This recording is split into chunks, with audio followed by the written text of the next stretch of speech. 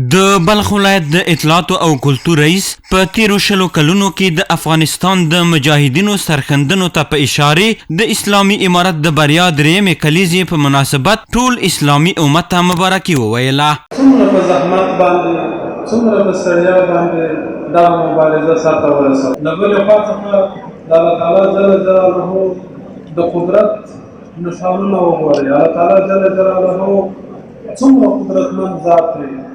رب جل جلاله لره د حمد چې افغانانو لره بری ورنصیب کړ او امریکا او ناټو د دې متحدینو ته شکست ورکړ. ورته مهال د بلخ ولایت د علماو شورا او د پوهنې رئیسانو هم د دغې سترې ورځې پر ارزښت خبرې وکړې او د یرغلګرو جنایتونه یې نه بخښونکي وبلل.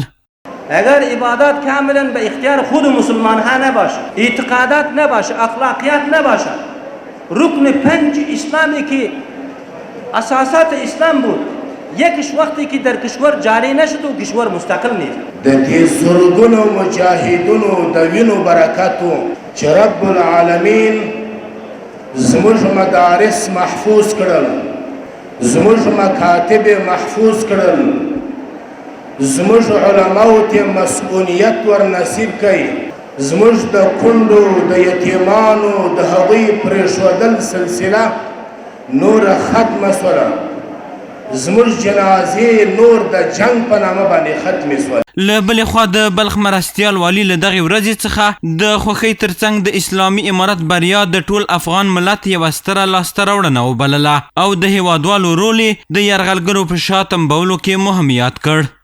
مردم افغانستان، آمریکایی ها و یهود و همکارانشان در افغانستان را اشغال کرده بودند. ولی با کمک خدا دویم همین جهاد بوده که به سبب جهاد ما از امن از اشغالگران و امن ماندیم. دا په داسې حال کې ده چې 3 کاله وړاندې په همدې ورځ د افغانستان اسلامي امارت په ټول هیواد حاکمیت ترلاسه کړ او د امریکا په شمول ټول یرغلګر هیوادونه له سترې ماتې سره مخ شول.